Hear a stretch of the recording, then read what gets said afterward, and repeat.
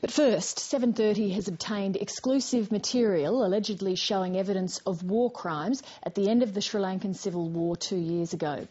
The photos and video are believed to come from the mobile phone of a Sri Lankan soldier and were apparently taken as trophy shots.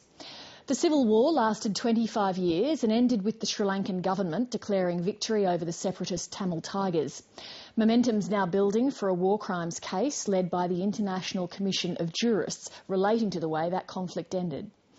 Sarah Dingle reports, and a warning that viewers may find some of the images in this story distressing.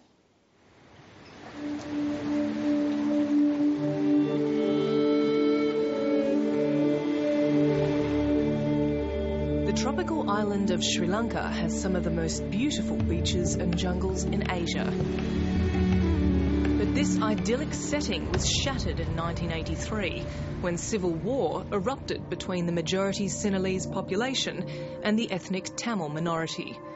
In late 2008, this came to a head with the Sri Lankan army trapping the Tamil Tigers, also known as the LTTE, into a shrinking area in the northeast, known to some as the Cage, along with more than 300,000 civilians. The problem was not that the army of Sri Lanka had decided to regain its sovereign territory and to take on the Tamil Tigers, whose brutality was a matter of record.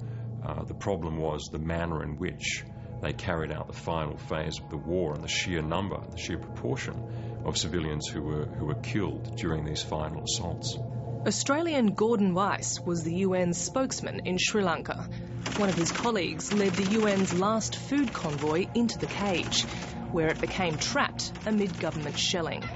He saw the bodies of a family with whom he'd been talking the previous night. He saw the corpse of a baby up in the tree. He saw the corpses of other people smouldering.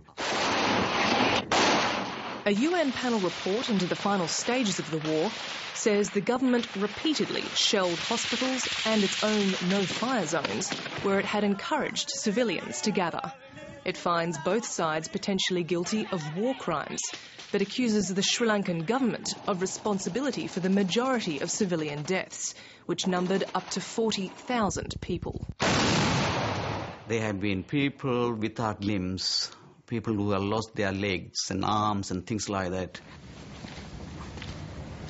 Father Pancras Jordan is a Dominican priest of Tamil origin.